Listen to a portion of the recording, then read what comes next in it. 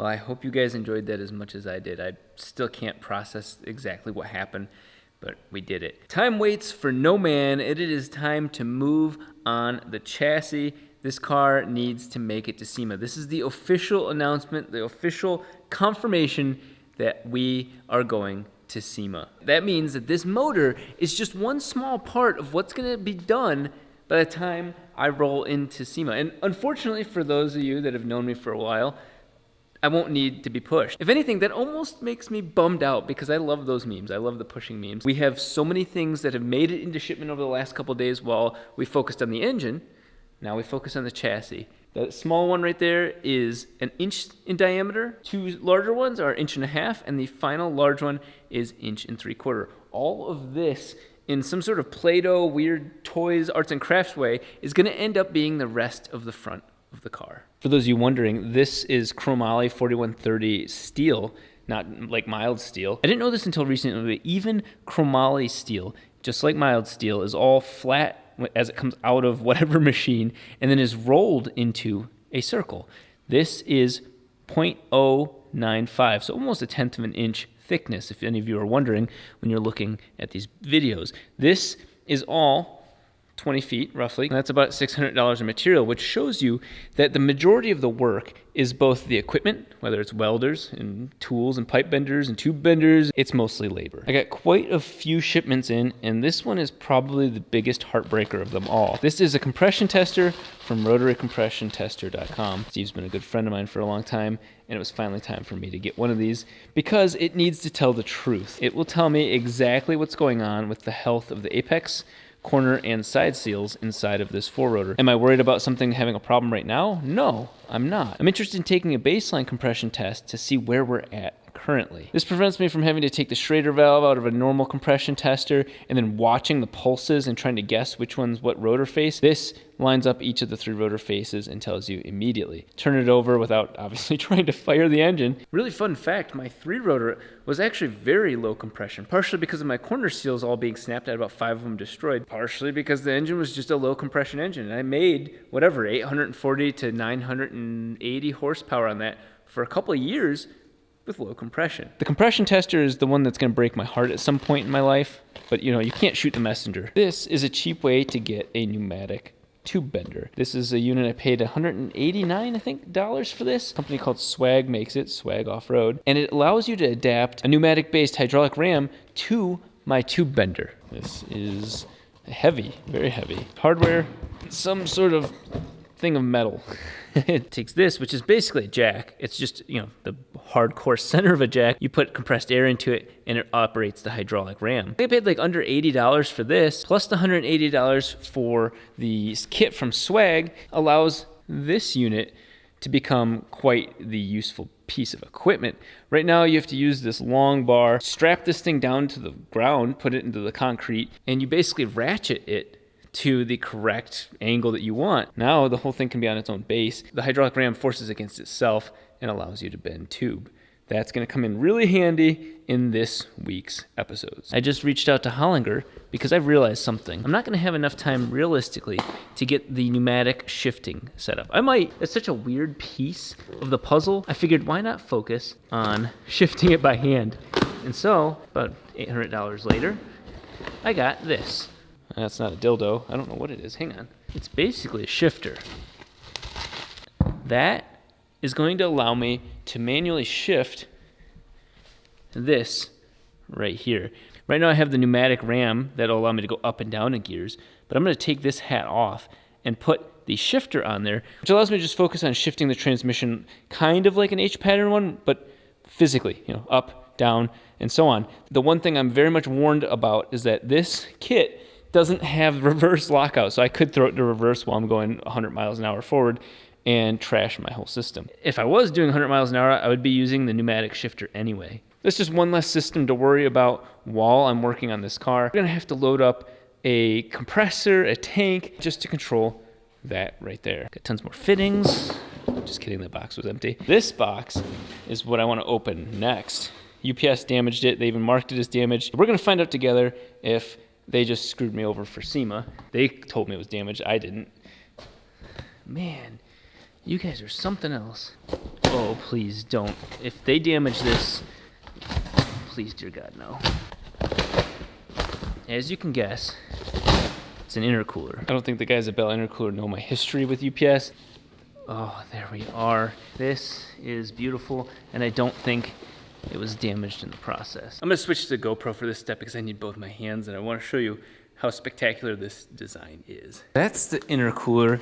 Here is the radiator. We'll go ahead and set these up where they should be. There's some issues with the sizing of the chassis and how it was designed, but I worked around them a little bit, and we'll have the tubes running out and around each of these pieces. My intention was to have as much core as possible, as wide as possible, then have 20 AN lines going from each of these spots, kind of down and over, and then the water pump will be right there. Here's the magic. I'm gonna set them flat on the intercooler. So they're meant to sit something like that. We're kind of looking at it upside down. The water lines don't interfere with the intercooler lines.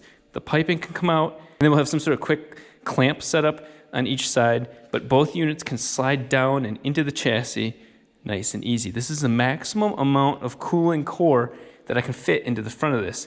A lot of people ask, why not put the radiator in the back? That is just not an option at this point. The reason why, I don't want to cut into the body, I don't want plexiglass, I don't want vents.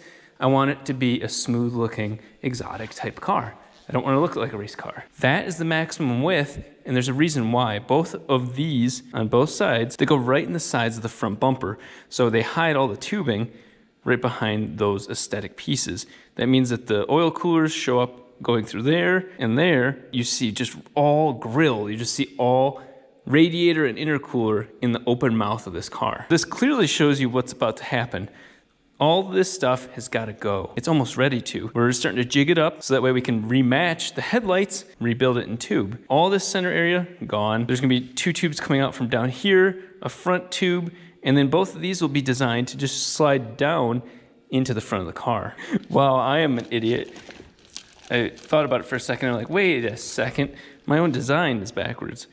We can work both ways, I guess, if we need to. The intercooler piping was designed to go under the side of the chassis because the tube will run down here underneath this like wishbone sort of hoop and then come through right under there, under the arm, under the cantilever arm, and then up and over into the engine and reverse that down from the turbo. Now this makes way more sense. We're looking at it as if we're the car. 220 AN lines coming down to the water system and then two 3.5 inch inlets and outlets going back and then snaking up into the air system. Another really nice thing is that the end tanks at the bottom and the top are solid aluminum, so I can weld to those pieces, making the structure that we're gonna fasten them to in the car. I went and bought just raw, this is DOM tube, drawn over manual, but it's still mild steel versus the chromoly in the back. We'll use that stuff to recreate the front of the car on the engine stand. For me, this is even a first look at all of the cooling that will show up and transplant to the front of this car. It's just gonna be massive amounts of fins all on the front. When you buy a kit from somebody, say you're gonna buy an FD kit or an MR2 kit or whatever kit for your car, those guys have taken into account a lot of the engineering aspects. For example, one of the things I had to try and balance was the height of this fitting and making sure it could get up and over, or in front of, in this case, the radiator. So there was lines meant to be all stuffed in the front of the bumper. That allows me to mount these potentially together. That's really where the intercooler and the oil coolers are gonna touch, somewhere in there, and maybe I can mount them to each other. I don't know, but I will have tube running through this area, and it will mount to the top of those, as well as tube running through the bottom. My goal was to be able to set this corner and this corner on the kind of tubes that are coming out, spidered out that way. But I have to say, especially with what Bell Intercooler put together, that's pretty damn big. A couple quick announcements related to SEMA for those of you that are interested in where it's gonna be at, what the deal is, what am I gonna be doing, when am I gonna be where. Here's the raw facts.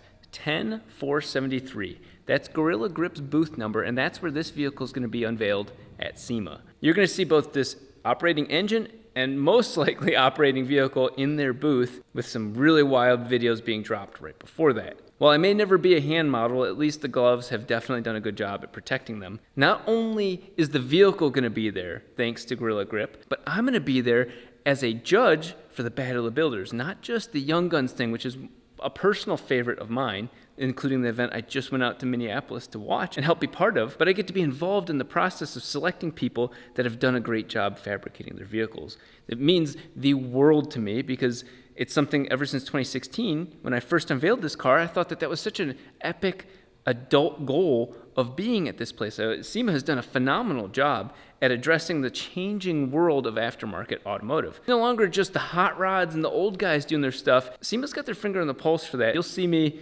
going around booth to booth and filming content in other people's vehicles, because while it is awesome to make tons of videos about this and my obsession with getting that engine running as well as the vehicle, it's also neat to showcase other people's cars and see what they do that creatively solves the problems that I wouldn't even have an idea how to solve. While you guys might be able to see me at the show, let's be honest, you really want to see the car. One little bonus facet of the build right now is heat management. PTP turbo blankets has been a huge part of that. And look at this, I would almost wear this as a coat. It looks sick.